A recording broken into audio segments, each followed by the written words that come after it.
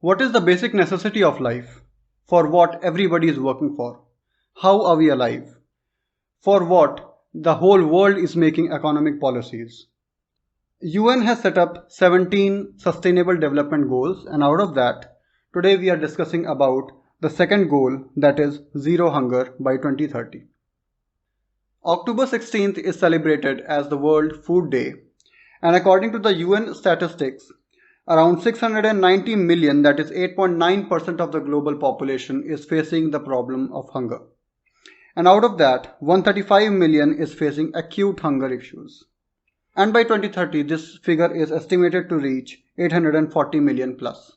In this video, we'll be discussing about the agricultural productivity, its issues, climate change, malnutrition, anemia, the steps suggested by the United Nations, and the steps taken by the Indian government for the improvement of food supply to its country, along with the solutions which are required for the future sustainable food supply. Every country develops its own food system. It is defined as a framework that includes every aspect of feeding and nourishing people, from growing, harvesting, processing, packaging, transporting, marketing, and consumption of the food.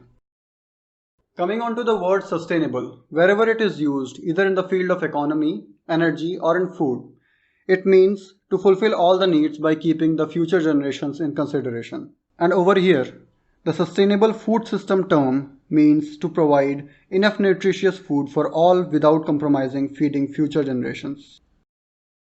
Agricultural productivity.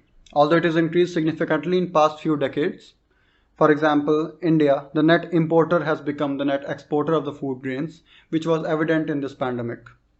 Centre and state governments has distributed around 23 million tons from India's largest domestic food grain reserves in 3 months, that is April to June, via public distribution system. The government mobilized food ration for 820 million from April to November 2020, along with alternate solutions to provide food to 90 million school children.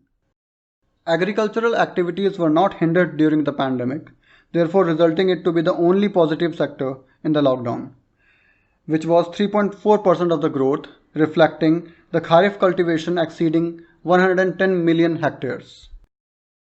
India's two major food challenges are malnutrition and climate change.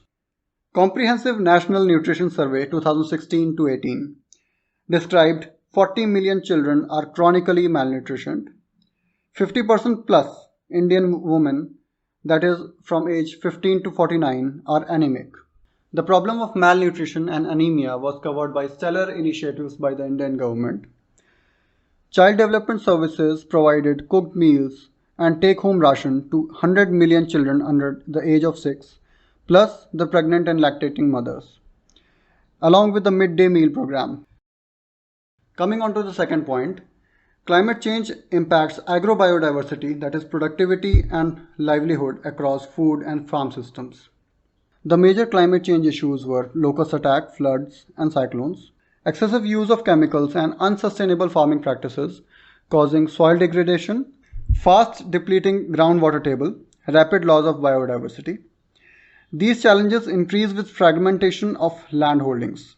More than 86% of farmers that contribute to 60% of total food grain production and more than 50% of fruits and vegetables have less than 2 hectares of land.